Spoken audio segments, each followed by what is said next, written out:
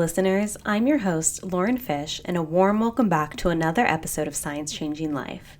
This episode is airing during a special time in Scripps Research history. We're celebrating our 100-year anniversary this year after our founder, Ellen Browning Scripps, established the Institute in 1924. Things have changed quite a bit over the last century, and today's discussion is certainly evident of that. We'll be talking about how wearable technologies are changing the face of science and healthcare as we know it today. Joining us is Dr. Jay Pandit, Director of Digital Medicine here at Scripps Research, and co-host Drew Douglin. Jay starts off by telling us how his wide-ranging experiences led him into the healthcare world, all with the intent to make a change. I was born in India, raised in Kenya, Africa, for about 16 years, and then came out here in the United States in 1999. So it's been more than a couple of decades. That journey really defined my interest in and passion in science because I kept searching for an identity for myself. And I think in searching for an identity, I got interested in finding out how people interact, how people are made by their journeys, how they interact with different cultures, with themselves, and with different systems. I was always interested in how does one person take that sort of interaction and turn it into who they are. And because that was the case, it first started with this interest or love for anthropology and really understanding how people and cultures interact with each other. And then the interest in biology came up because of an extensive family history of cardiovascular disease, whereby on my father's side, there was almost every single male above the age in the last 3 generations that had some sort of a cardiovascular event, like a heart attack or a stroke before the age of 50. And I said, okay, interesting. So as I'm learning more about people, I'm also learning more that people internally, there's an entire world that's happening within. And yet we also need to work with the world outside to define who we are. So there's so much going on. And I just I fell in love with that complexity. When I got my undergraduate education and I came out, I actually majored in biology and minored in anthropology, cultural and social anthropology, because I wanted to kind of mix these two.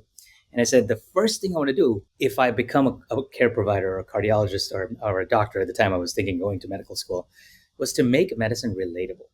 Because it's still this esoteric thing that a lot of people at the time, and this was way back in the early 2000s, where people still felt like, hey, if I have to go to the doctor, I'm going to have to relinquish control. To me, that felt like it's not fair. You should be able to go into the doctor and have a symbiotic relationship with that person who's going to make clinical decisions for your care. And I'd seen this in the care of my patients, of my parents, and my relatives. And so I said, okay, I think I can make a change here. And then as I started looking at how people interact with the medical system, I realized, okay, there's so much that's antiquated that really we can work on. There are a lot of things that people do in their real lives that medicine really just doesn't take seriously, wearables being one of them. And I think that's kind of how all this came together into this career in digital health. Always with this whole concept of how do you make medicine more personal and more relatable? Yeah, it's an amazing human-centric approach, and it almost makes the case for, all sort of physicians, scientists having that somewhat of a background, whether it's anthropology or psychology, behavioral economics. It seems like that would be a real asset in sort of the medical training. Yeah. Yeah. No, absolutely. And I will say that I think having practiced for over a decade now, initially internal medicine and now cardiologist, I think I became a much better doctor after I got diagnosed with brain cancer myself. And this was back in 2016. For 6 months, I had to go through speech therapy, spent a lot of time in silence looking at the interactions and how patients and doctors interacted with each other, how physicians would come and talk to me. And I just realized there was this sense of like, you really do have to relinquish some control. And unless you've experienced that uncertainty, that not knowing what's going to happen with my prognosis, especially when I have a syndrome that doesn't necessarily have good prognostic data. Unless you've experienced that, you can't really put yourself in the patient's shoes. So are you lingering? Well, so I get MRIs every 3 to 4 months still because, there's always the risk of recurrence. And it's one of those diseases that never goes away. It's always going to come back. You just don't know at what time and when. But yes, I'm in a much better shape now. Chemotherapy, radiation, and all that is done. It was an active recovery process for about 2 to 3 years. And then after this, we're just in surveillance right now. So sure. Wow. Yeah. It must have really put that idea of personalized medicine in perspective. And so, how was it that you, either from a personal point of view or professionally, how did you sort of get involved in the study of biosensors and wearable technologies? Right. So, and this happened even before my brain cancer diagnosis and my initial seizure. That all that happened in 2016. But I was always one, having gone to Stanford undergrad, there was always this exposure to a startup era in electrical engineering, etc. The venture capitalist space. This was the time when activity trackers were growing. And then I went to UCSF for medical school and residency, and then there again, lot of industry academic partnerships happening.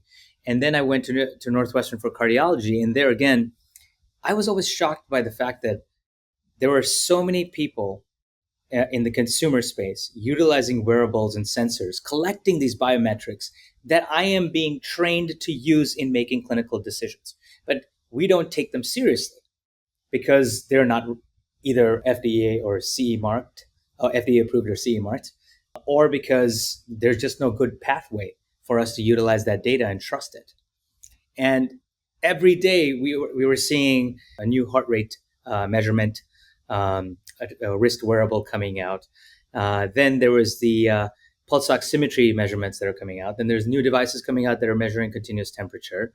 And at that point, I was seeing patients towards the end of my training in cardiology. I was seeing patients in clinic where I could clearly see 1 in 5 patients with white coat hypertension. They'd come in, they'd have a completely different measurement from what their home blood pressure log showed.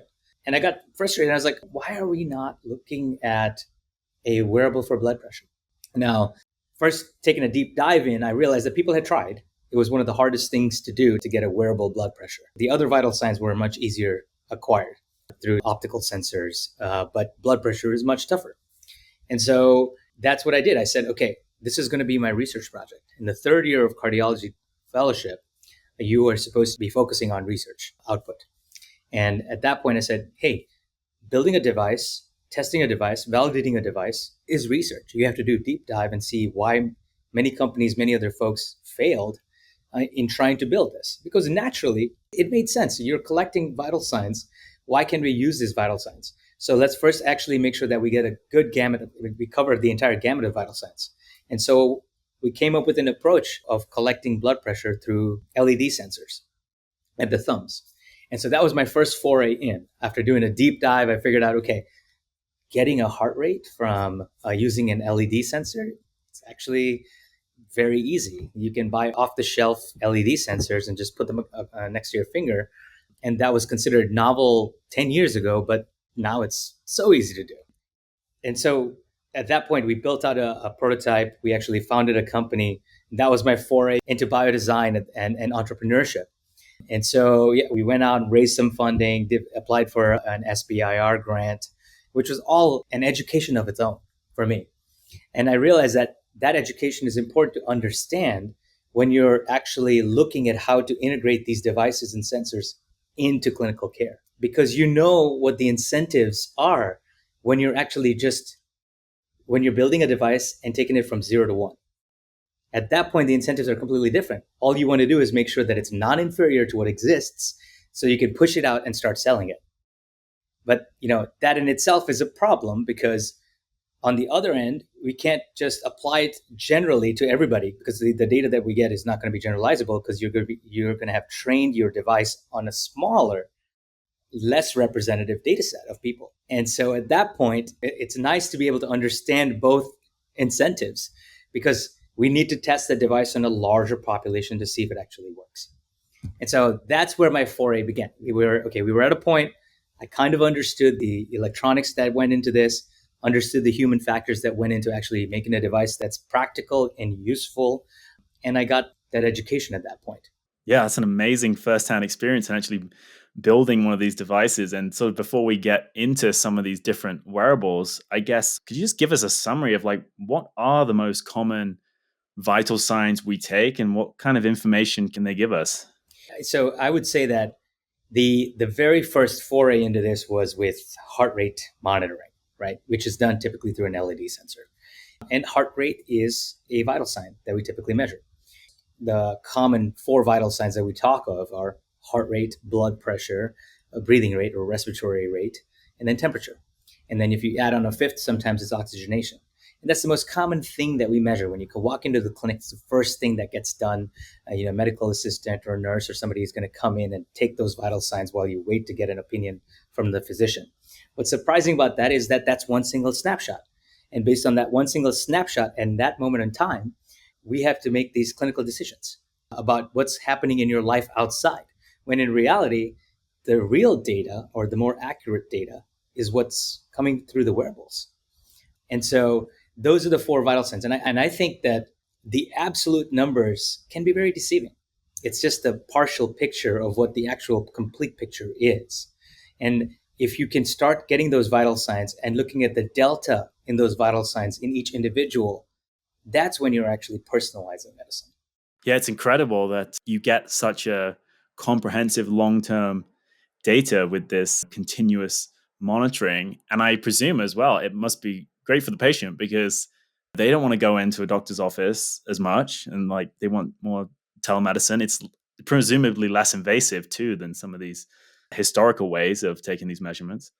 And so in terms of the actual technologies themselves, I mean, a lot of people are very familiar with the basic sort of wrist wearable fitness tracker, whatever devices people like best. And you've got the rings now as well to track those kinds of things. But, what are some of the latest developments in these technologies that you're excited about, and how are they being used now in clinical research, either broadly and by your team? Yeah, no, absolutely. So, the form factors have just exploded. You've got rings, you got wristbands, you got chest patches, you got necklaces, jewelry, apparel, earbuds, contact lenses, name it, right? Anything that you can actually apply a set of electronics on, or a miniaturized form of electronics on, can be used to collect biometric data. You can largely group them as biophysical sensors versus biochemical sensors. And I think what's exciting initially is this: in the biophysical sensor space, you're collecting things like, I would say that from a raw signal standpoint, in a non-invasive way, there's only 5 or 6 different true electronic signals that you collect. The rest of it is just derivation, like photoplethysmography signals, like optical signals, thermal signals on temperature. You can get modular signals on movement. You can get some, the other one that I'm thinking of is escaping me, but there's only 4 or 5 different signals that you can use to collect and make derivations on the data. And then those are used to get things like heart rate, temperature, movement, gait, oxygenation. That's what I mean by biophysical sensors, or those are the biometrics that we're talking about. Then we've taken a step forward already in getting non-invasive approaches to get signals about what's going on in our blood, in our biofluids. So biofluid signatures, right? Like getting continuous glucose, getting blood alcohol levels, getting lactic acid levels, which kind of tells you whether or not you're in anaerobic, how much oxygenation you're going through. You've got electrolytes that you can measure, vitamin levels that you can measure. And so I think you can largely group these clinical wearable sensors into biophysical versus biochemical. The exciting component though now is that we're moving away from just trying to replace the physical exam, which is, the 4 vital signs, towards the concept of being able to do continuous imaging. So a recent study out of UCSD just came out saying that we've got a chest patch that can do continuous ultrasound, right? And so I think that's the next level. It's a very nascent space right now, but I think that the whole goal here is doing all this in real world. And I think we've kind of moved away from, not moved away, but necessarily evolved from just asking the question around, is the data being collected by these sensors accurate anymore, to what to do with the data? What should we do with the data? Because now we're getting oceans and oceans of data from these different research studies where they're being applied in episodic manner, in longitudinal ways that sit there. Most of the time, they're evaluated in silo. So, we're just looking at heart rate continuously. You can find different biometrics in heart rate or different digital signatures in heart rate because we've never done this before. But think about the fact that we have so many other modes of data with heart rate, temperature, electronic health record, etc. Nobody's putting all of this together because we're still working on that. We need to figure out how to harmonize that data and then turn it into clinically actionable output and make that real time, which is why large language models are so exciting because they've just come out, because they have demonstrated the ability to, the processing power to actually be able to harmonize this data and look at patterns that the human and that analytics just don't pick up. Right. So presumably all of these studies have to be done with the provider of the device. So how do you see the data either being shared or sort of kept at an individual level to, whoever's doing the study? Are there challenges there, or is the community quite open about, getting this data out on these large population studies? That's a great question. And I'll say that it's evolving. What my team does is we are pushing the boundaries of what you can collect with wearable sensors in the real world, and providing and learning about how best to keep participants engaged, users engaged in data collection, how best to harmonize that data that we're collecting and make sure that there's a return of information to the individual so that they remain engaged, and pushing the boundaries on that and see how deep can we get in data collection using non-invasive sensors in the home, right? And so you're saying that, in many situations, yes, we have to partner with the device manufacturers to get donation of devices in kind. But there are situations where we are, the study is sponsored by somebody who is looking at the field of diabetes, interested in the field of diabetes, and they're willing to just purchase these devices, and we can utilize them in our study. Gosh, it's such a fascinating space, and there's so much potential. I know, even at Scripps Research, we've got studies on, maternal health, sleep health. We've got, continuous glucose monitoring and diet Infectious monitoring, disease, right, yeah. for metabolism. And so looking sort of wider to sort of the other organizations and even on the pharmaceutical side, do you see these being taken up in, say, clinical trials now for different drugs to monitor responses? Absolutely. We went down there's the whole field of, we call them digital biomarkers, right? That whole field of digital biomarkers had a lot of excitement. It was just, they had early adoption, and then suddenly it didn't get traction because it's very hard to get these digital biomarkers regulatory approved. But now it's coming back because now we are matching the ability to actually process that data and analyze it and come up with patterns that we were not able to recognize again through human analytics, but a large language model potentially can. And then we need to test those models in cohorts going forward to be able to use them as silver standard outcomes in these studies, right? So if you have a drug, it makes sense. If you have a drug, I'm going to make this very simple. You have a drug that prevents heart attacks. You need so many people to get one primary outcome of a heart attack, and you might have to monitor them for 10 years at a time. Those trials cost millions of dollars. But if you can have a silver standard biomarker, like a digital biomarker that shows early on the initial progression towards what's going to eventually turn into a heart attack, that lowers costs for studies so much more, right? And there's just a disagreement around whether these are valid or not. And especially, and the pushback is especially from regulatory authorities, because we're not talking about we're talking about human lives and disease, right? And so there's actual real consequences. But the way to get around that question or that pushback is just more studies, more education around this, opening up the proprietary barriers that exist so we can actually put all this data together. And we're leading the charge on this. So.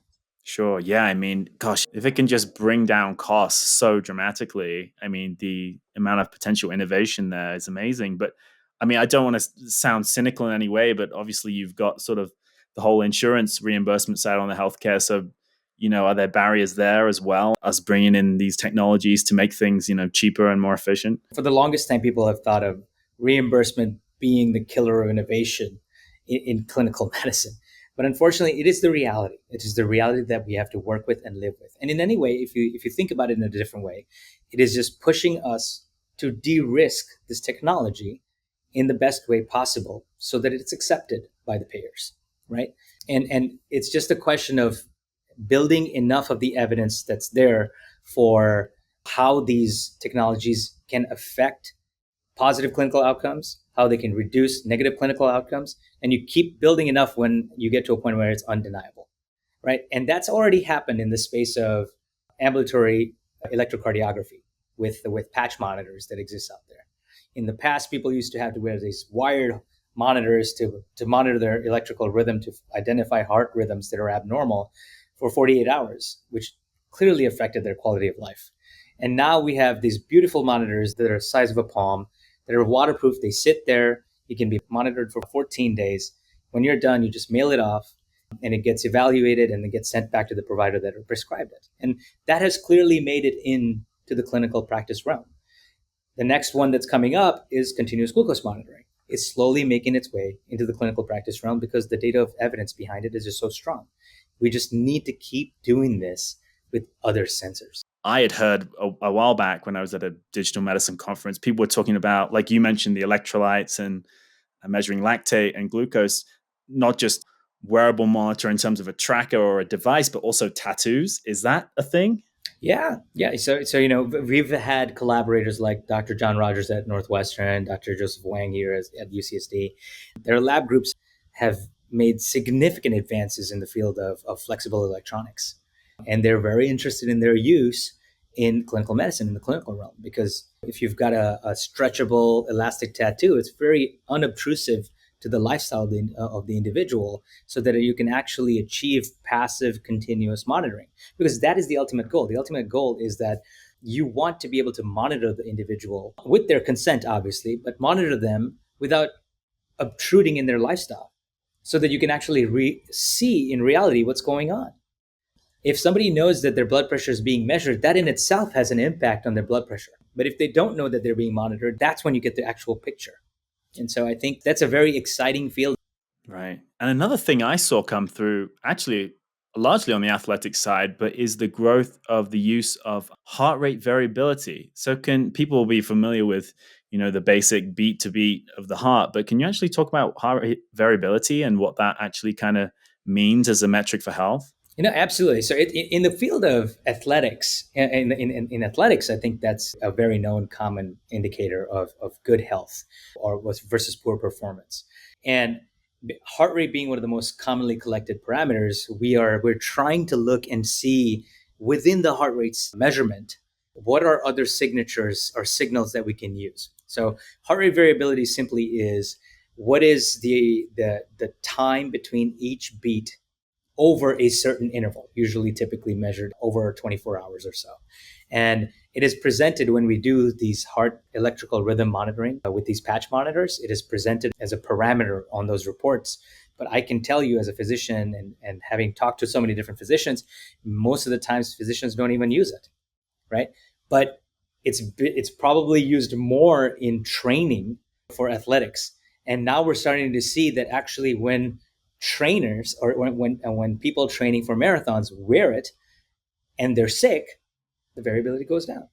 That when they're actually training at an elite level or at higher altitude, it goes up. And so when you start seeing this consistently in different people, different individuals, you could put together and say, oh, maybe we can use population level heart rate variability to see if there are hotspots for infectious disease in a certain area. Right. And those are the kinds of questions that come to mind. Like, can we develop a surveillance network using wearables? And that's some of the research that we've been actively very involved in, and that happened during COVID. The goal being, can you identify individuals or hotspots with variations from people's vital signs, and based on their reported outcomes or subjective outcomes, subjectively reported outcomes and how they're feeling. And so, yeah, and it's just going to expand from there. Can you find exacerbations in certain chronic diseases based on these wearable devices? The applications are endless at this point, in my mind. Right. And you had mentioned earlier the application of artificial intelligence, and everyone is familiar, I think, at this point with ChatGPT and some other similar programs. So when it comes to using this artificial intelligence with biosensors and wearables, where do you see the biggest sort of applications? Is it on just the data collection and streamlining side? Is it actually interpreting what it means, or sort of implementing interventions down the road? I think that large language models and the idea of generative artificial intelligence is definitely going to change the way we practice medicine. That's one. That's a very general statement. In specifically, obviously, we're already seeing in repetitive task efficiency, like note taking, billing, generating prior authorizations, things like that. It's a given that these things are going to become very streamlined. Now, the more exciting piece, which involves feeding data sets to a large language model. And when I say large language model, ChatGPT is a large language model. GPT-4, which is coming up now, is another large language model. We are going to be able to feed these data streams. And right now, mostly those data streams are text. We turn text into text. Then there are OpenAI's DALL-E 2, and then Midjourney and all the other ones can turn text into image. We're going to get to a point where we can turn waveforms into text. And when we turn those waveforms into text, we'll be able to feed your biometrics into text, feed your biometrics into a large language model. And that large language model will tell you, hey, by the way, you are different from yesterday because maybe you're starting to develop a upper respiratory infection. Wow. So just That's taking the that, vision. Yeah. that metric signature and telling you where you're at, what you could do perhaps, what's wrong, Yeah. all of those things. Oh, incredible. Well, I would be remiss if I didn't ask, do you have wearable devices? What's your favorite tracker Oh, no. So or technology? I absolutely. I mean, I sequentially go through. There are times when I have at least 5 at times, but I'm embarrassed to say today it's just the Fitbit that I have here. I've tried the watch. I've tried Whoop Band. I've had patches on me, but I would say that what's interesting is in my opinion, I think that we've got wrist wearables. We've got biosensors in wrist wearables. We've got chest patches in wrist wearables. I think that the ring form factor is a fantastic one. But at the end of the day, we run into the problem of continuously getting data beyond 6 months. Engagement is a piece that really has been a difficult challenge for us to overcome.